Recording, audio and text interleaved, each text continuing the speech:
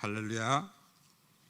다시 한번 예수 그리스도의 이름으로 선교의 동역자 되신 우리 대덕 한빛교회 담임 목사님 비롯해서 모든 교우님들께 안부 올립니다. 특별히 수년 동안 한결같이 기도와 물질로 후원해 주신 참 여러 동역자님들, 교회와 또 특별히 필리핀 선교회 마음 깊은 데서부터 다시 한번 감사를 올립니다. 고맙습니다. 잠시 잠깐 말씀 가지고 함께 은혜를 나눴으면 합니다. 우리가 예수님을 주로 고백하고 신앙생활을 한다면 마땅히 기쁨이 넘치고 은혜가 충만한 그러한 일상이어야 할 것입니다. 그런데 어떻습니까? 때로는 기쁨이 넘쳐가지고 의기양양하고 또 은혜가 충만해서 정말로 그렇게 감격해 하다가도 어느 한순간 마음이 무너져 내리고 괴로워지고 의기소침해지는 대부분 우리 모습입니다. 성경에 나오는 믿음의 사람들 역시 그러했습니다. 욥은 정직한 사람, 신실한 사람, 악한 세상 살면서도 악에 물들지 않았던 순전한 믿음의 사람이었습니다. 그런 욥이라고 해서 날마다 때마다 기뻐 뛰면서 찬송만 불렀나요? 아니죠. 7남 3녀 10자씩 다 죽고 하루아침에 폭삭망해서 재산 날아가고 또 몹쓸병 걸려서 기와장으로 온몸을 뻑뻑 긁으면서 그가 한 얘기가 있습니다. 앞으로 가도 하나님 안이 보이고 뒤로 가도 안이 보이시고 동서남북 전후좌우 하나님의 그림자라도 밟아보았으면 좋겠는데 하나님 보이지 아니하시는구나. 오죽했으면 그랬을까요? 자기 자신에게 닥쳐온 재앙이 정말로 피가 마르고 뼈가 녹아나도록 그렇게 괴로운 것이었기에 아마 그런 얘기를 했을 것입니다. 구약 시대 모세와 더불어 쌍벽을 이룰 만한 위대한 하나님의 종이 있다고 한다면 그가 바로 엘리야입니다. 그가 기도했더니 갈멜산 제단에 하늘로서 불이 떨어집니다. 3년 6개월 비 한 방울 내리지 않던 마른 땅에 세찬 비가 쏟아집니다. 바알 아세라 850선지 혼자서 맞대결 해가지고 하루 동안 다 숙청을 합니다. 그토록 당당한 엘리야, 그의 영권은 과연 온 이스라엘을 뒤흔들만 했습니다. 그런 대단했던 엘리야의 모습이 몇 년을 갔습니까? 몇 달을 갔습니까? 하루도 못 가서 우습게 되고 말았어요. 갈멜산에 큰 승리를 거둔 바로 그 다음 날 왕후 이세벨이 서슬이 포래져 가지고 얘기합니다. 오냐, 내일은 엘리야 너가 죽을 차례다. 그 말 한마디에 오금이 저리고 간담이 서늘해져 가지고 엘리야가 도망을 칩니다. 갈멜산에서부터 남쪽 부엘세바까지 쉬지 않고 걸어도 일주일 거리인데 그 부엘세바에서 하루길을 더 걸어서 사막으로 도망을 쳤습니다. 기진맥진한 그가 로뎀나무 아래 쓰러져서 기도를 합니다. 그런데 그 기도 제목이 썩 건전하지 못했어요. 죽여달라고 기도를 했습니다. 여호와여 넉넉하오니 이제 내 생명을 취하옵소서.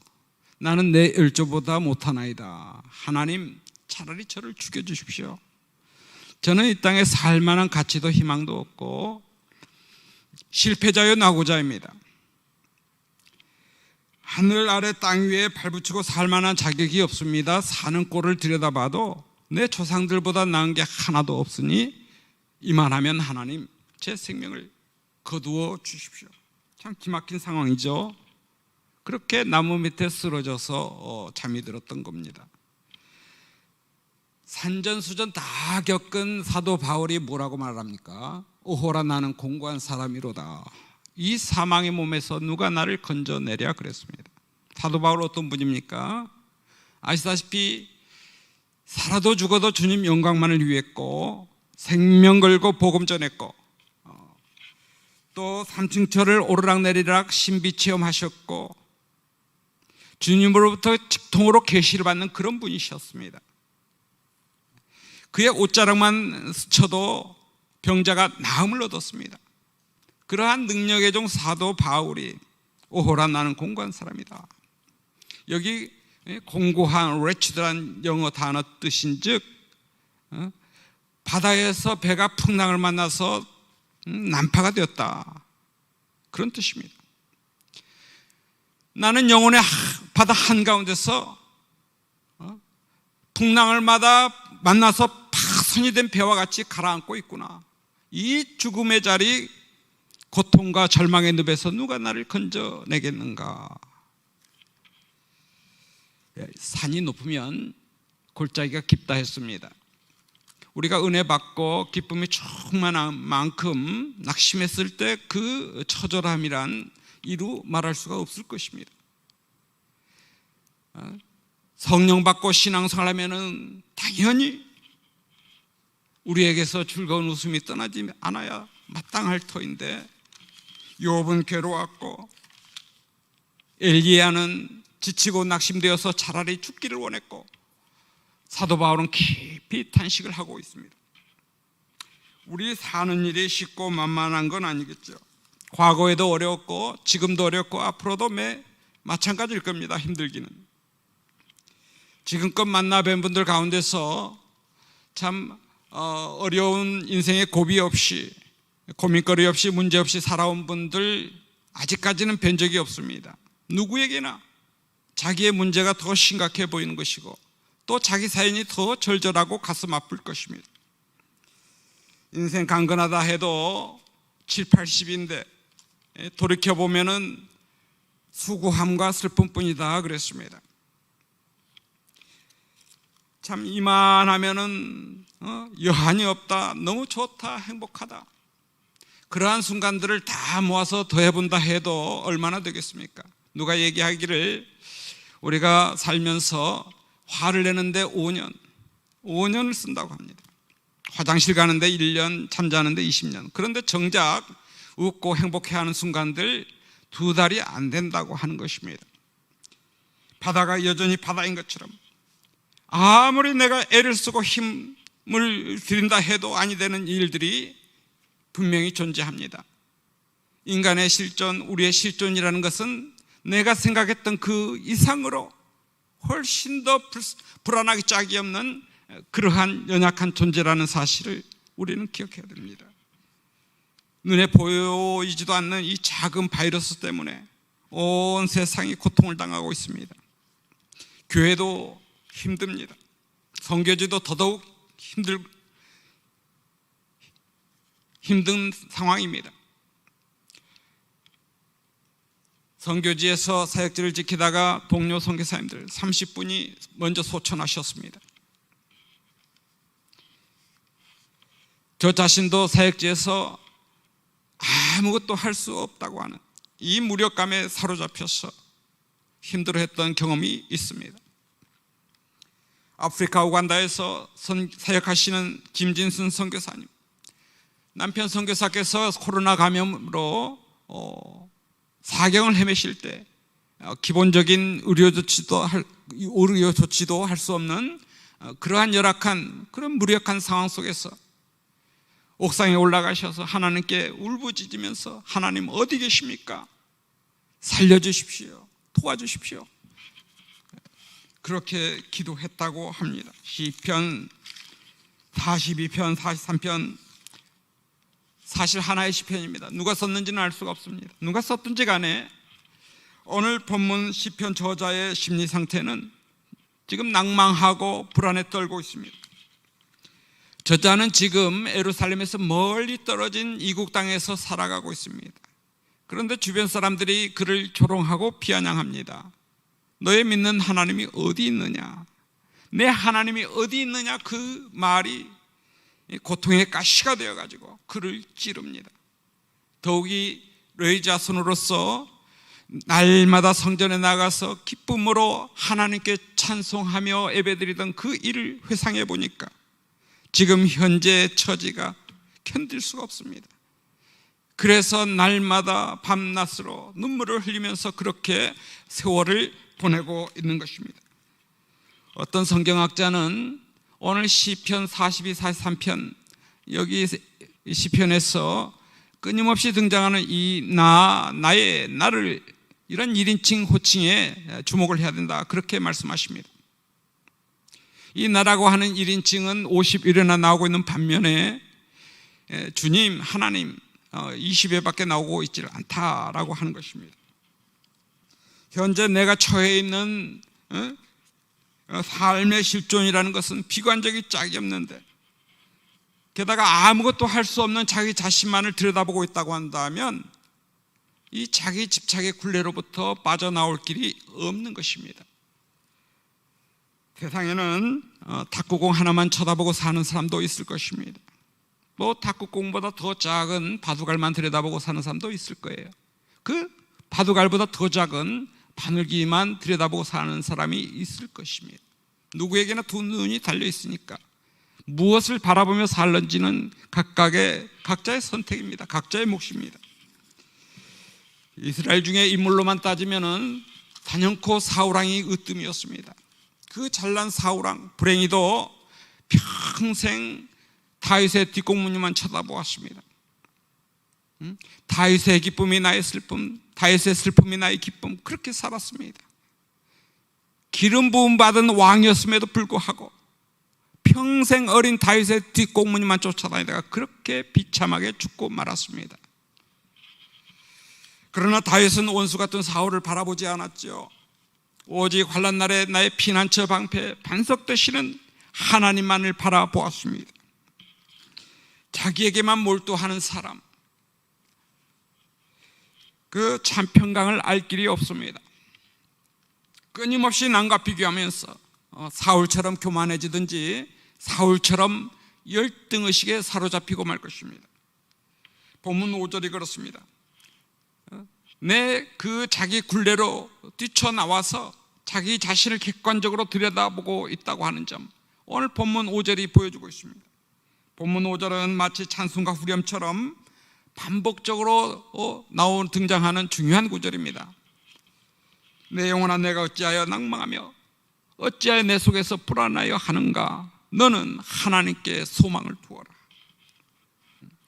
낙심과 불안에 떨고 있는 자기 자신의 울타리에서 뛰쳐나와서 좀 더 높은 데서 객관적으로 자기 자신을 들여다보면서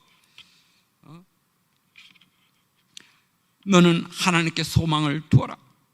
그렇게 위기 속에서도 해답을 찾아가고 있습니다. 근본에 필리핀에서 출국하던 날, 그날따라 참 온 세상이 시커먼 구름으로 가득 덮여가지고 껌껌하고 또 강풍을 동반하니 세찬 비까지 내리는 그런 날이었습니다. 이런 악천 후에 비행기가 뜨겠나 했는데 두어 시간 딜레이 되다가 이륙을 했습니다. 처음에는 기체가 요동을 치면서 흔들립니다. 승객들의 표정이 긴장이 돼가지고 다들 굳어져 있습니다. 그런데 잠시 후 비행기가 정상적인 고도로 올라가자 갑자기 환해집니다. 창밖을 내려다보니까 세상을 덮고 있던 그 시커먼 먹구름들은 다 어데러가고 눈부시게 하얀 구름들이 마치 드넓은 서론처럼 그렇게 끝없이 펼쳐져 있는 것을 보았습니다. 사실 구름은 그 자체로는 아무런 색깔을 가지고 있지 않다라고 하는 것입니다. 먹구름도 흰구름도 아니라는 거예요. 그저 작은 물방울이나 혹은 얼음 쪼가리들이 모여가지고 구름을 이루고 있는 것뿐이라는 것입니다. 우리가 살면서 여러 가지 상황들을 만납니다. 내 계획대로 내 뜻대로 원대로 되지 않는다고 해서 참 잘못된 상황이다, 우리는 판단하기 쉽습니다. 그런데 그 판단의 근거, 혹시라도 우리의 잘못된 시각, 잘못된 태도에서 기인한 것은 아닌지 생각해 보아야 되겠습니다.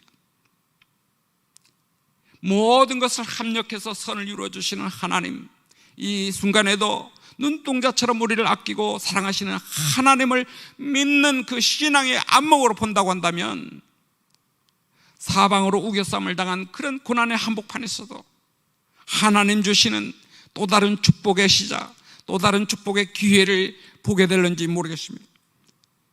하나님의 길은 나의 길보다 높고 하나님의 생각은 나보다 높은 데 있다고 성경은 말씀합니다. 그러므로 주님의 길을 따르고 주님의 생각에 순종을 한다고 한다면 이 세상은 전혀 다르게 보일 것입니다. 경건한 사람들도 얼마든지 고민하며 낙심합니다. 마태복음 26장 37절에 보니까 십자가를 앞에 두신 주님 고민하고 슬퍼하사, 주님도 고민하셨다고 합니다. 주님도 슬퍼하셨다고 하는 것입니다. 바로 다음 38절에 십자가를 앞에 두신 주님께서 말씀하시기를 내 마음이 매우 고민하여 죽게 되었으니 그랬습니다. 영어 성경 NIV에 보면은 죽으리만큼 내 영혼이 슬픔에 압도당했다, 그렇게 번역해 놓았습니다. 그렇게 주님 겟세마네 동산에서 얼굴을 땅에 묻으시고 얼굴을 땅바닥에 묻으시고 내 원대로 마옵시고 아버지 원대로 하옵소서 기도하셨습니다. 그리고 제자들에게 당부하십니다. 깨어 기도하라. 먹고 사는 문제가 아니라 하나님 나라 구속사 완성을 위해서, 내가 감당해야 될 십자가를 위해서 우리는 언제 한 번쯤이라도 그토록 치열하게 슬퍼하고 고민한 적이 있었을까? 먹고 사는 문제가 아니라 아버지 원대로 하옵소서, 아버지의 뜻을 이루기 위해서 우리는 언제 한 번쯤이라도 얼굴을 땅바닥에 묻고 절대적인 순종을 다짐해 본 적이 있었을까? 나와 함께 한 시간이라도 깨어 있을 수 없더냐? 제자들에게 주님 물으십니다. 오늘 우리에게도 묻고 계십니다. 나와 함께 한 시간이라도 깨어 있을 수 없더냐? 극심한 고난을 통과하면서 우리는 다시 한번 이 시대 긴박한 상황들을 우리가 보아야 할 것입니다. 정말로 이 코로나 시대 살면서 얼마나 많은 사람들이 답답해합니까? 고통을 당하니까. 백신을 맞으면서도 마스크는 언제쯤 벗게 될까? 그렇게 주변에 호소하는 분들이 많이 있습니다. 답답함은 거기서 끝나는 게 아닙니다. 정치, 경제 어느 이슈 하나 확실해 보이질 않습니다. 우리가 그토록 지켜세웠던 선진국이라고 하던 나라들, 그 나라 정치 지도자들 근본 코로나 위기 속에서 갈피를 잡지 못하고 우왕좌왕하던 것을 우리가 목도했습니다. 경제도 그렇습니다. 다 잘 될 것이다, 그러한 낙관적인 전망보다는 뭔가 불안한 얘기들만 들려오고 있습니다. 스태그플레이션, 디플레이션, 심지어 퍼펙트 스톰이 다가오고 있다고 전문가가 그렇게 경고하지 않습니까? 어디선가는 불이 납니다. 어디선가는 물난리가 납니다. 기후가 변했다는 것입니다. 지구 환경이 변해서 우리 자녀 세대 30년 후, 50년 후를 장담할 수 없게 되었다라고 하는 것입니다. 아무것도 예측할 수 없는 그런 불안한 시대를 우리가 통과하고 있습니다. 이 비상한 시국에 머리를 들어야 됩니다. 하나님께 소망을 둬야 됩니다. 깨어 기도해야 됩니다. 역사의 주인은 예수 그리스도이십니다. 오늘 세상 사람들이 교회를 향해서 비난하고 조롱하고 비아냥거립니다. 교회가 교회다움을 회복해야 되겠습니다. 성도가 성도다움을 회복해야 되겠습니다. BTS도 좋고 K-팝, K-드라마 다 좋습니다만 전 세계로 선교사를 파송하는 한국교회가 이 불안한 위기를 만난 이 지구촌에 희망이 되어야 되겠고 위로가 되어야 하지 않겠습니까? 오늘 한국교회가 어렵다 엄살을 피워도 선교사의 눈에 비치는 한국교회는 여전히 지구상에서 가장 호강스러운 부강한 교회일 뿐입니다. 도시 농촌 어느 곳에나 십자가가 넘치고 어느 곳에나 하나님의 말씀이 넘칩니다. 세계 어느 국가가 대한민국처럼 부흥에 넘치는 축복을 받았습니까? 우리가 잘나서 하나님 이 땅에만 축복, 부흥에 넘치는 은혜와 복을 부어주셨겠습니까? 이 사랑의 빛을 어떻게 하시겠습니까? 이 사랑의 채무를 어떻게 갚아가시겠습니까? 거듭 말씀드리거니와 전 세계 열방으로 기도와 물질로 후원하면서 선교사 파송하고 있는 이 한국교회 대덕 감비교회가 이 지구촌의 희망이 되어야 되겠다. 주님 오시는 날까지, 주님 다시 오시는 그날까지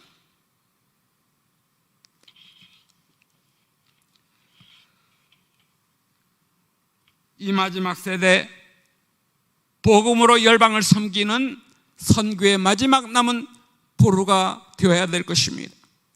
이 시대적 사명, 영광스러운 과업이 여러분과 저의 몫인 줄로 믿습니다.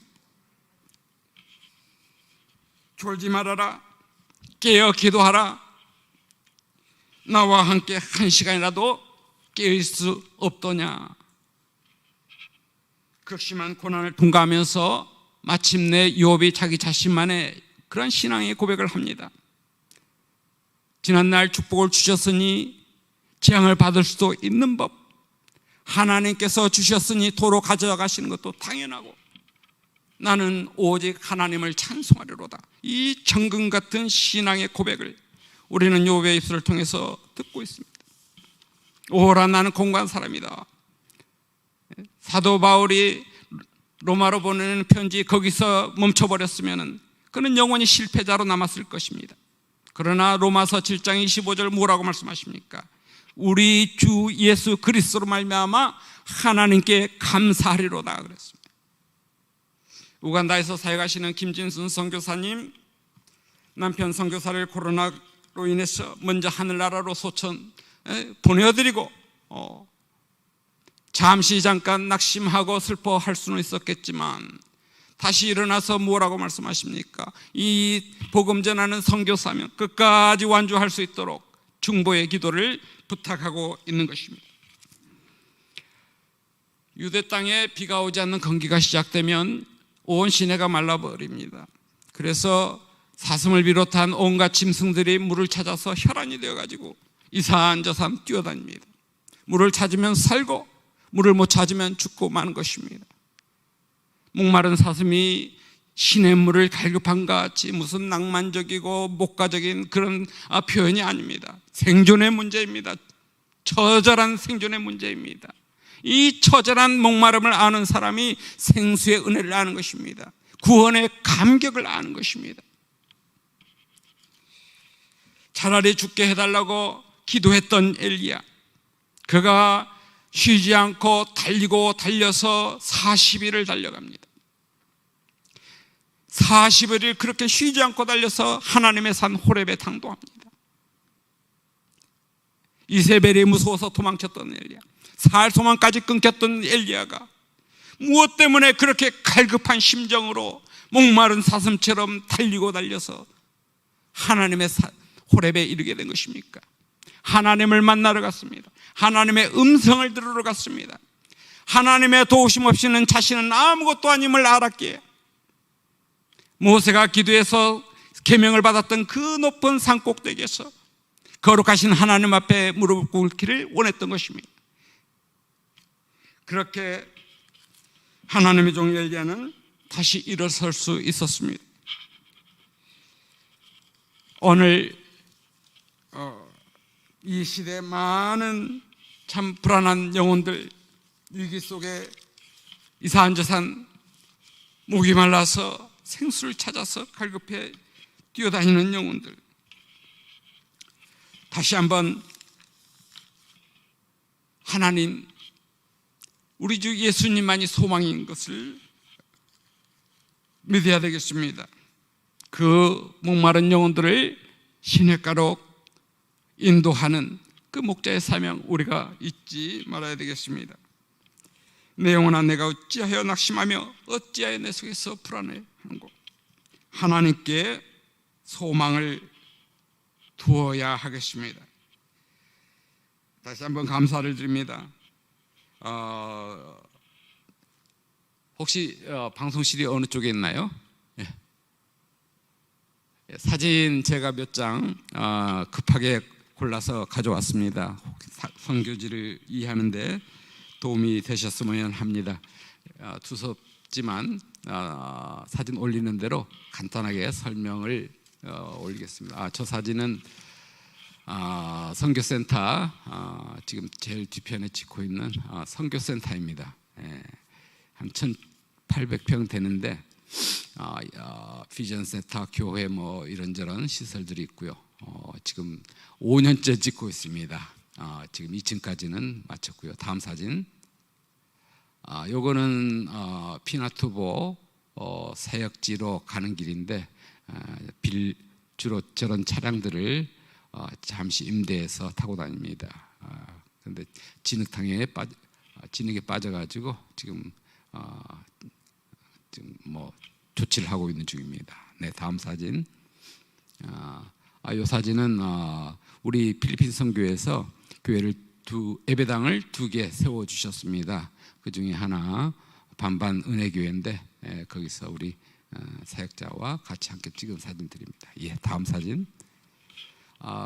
선교센터 비전센터 건물입니다. 2009년도에 저거는 완성했고요. 다음 사진.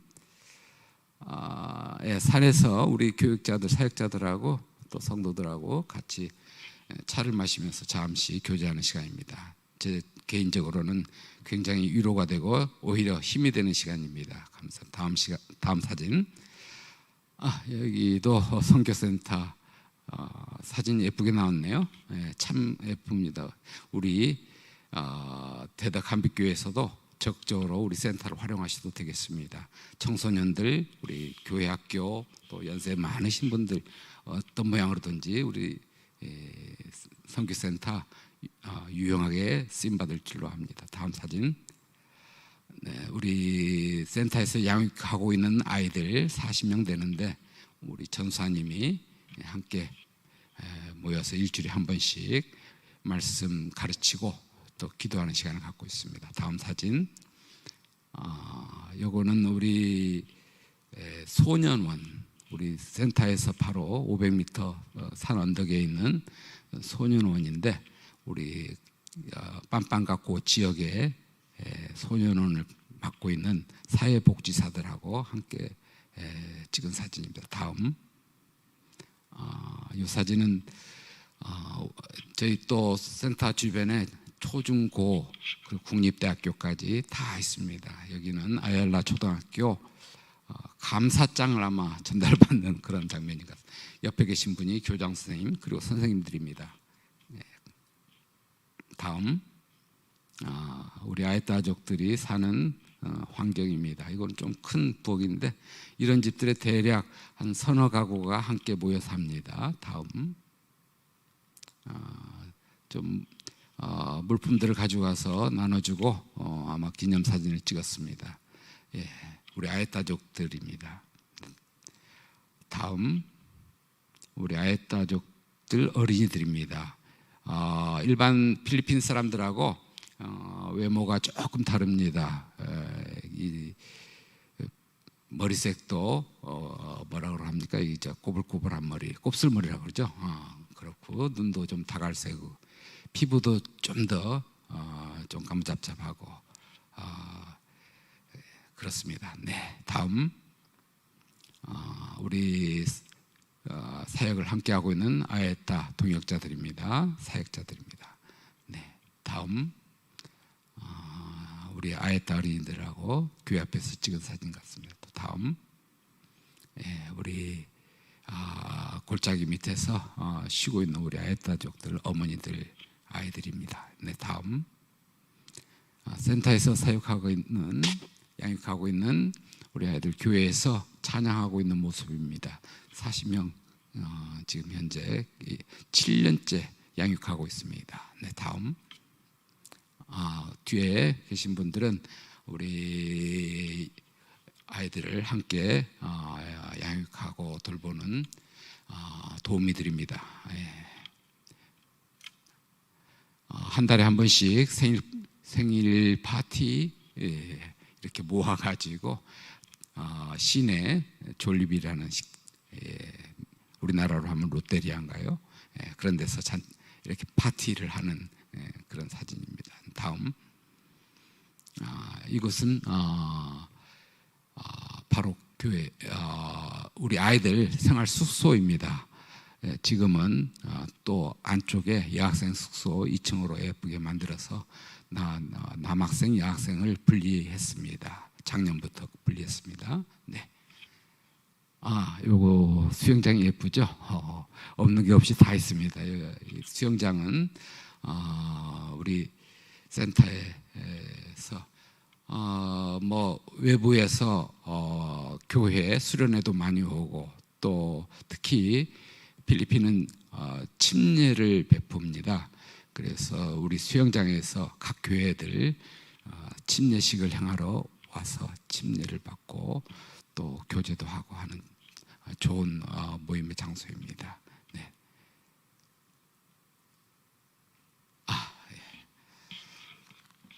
다시 한번 감사드립니다. 기도하겠습니다. 하나님 아버지, 여러 가지 흉흉한 소식들이 들려오는 이 불안한 시대에 다시 한번 저희들 머리를 들고 깨어 기도하며 하나님께만 소망을 두고 특별히 저희들에게 맡겨주신 귀한 사명 끝까지 잘 감당할 수 있도록 붙들어 주시옵소서. 대덕한빛교회 참으로 이 지역 영혼들을 구원할 뿐만 아니라 온 열방 주의 말씀으로 섬기는 선교의 공동체로 우뚝 설 수 있도록 하나님 날마다 은혜를 더해 주시옵소서. 모든 것 감사드립니다. 예수님의 이름으로 기도합니다. 아멘.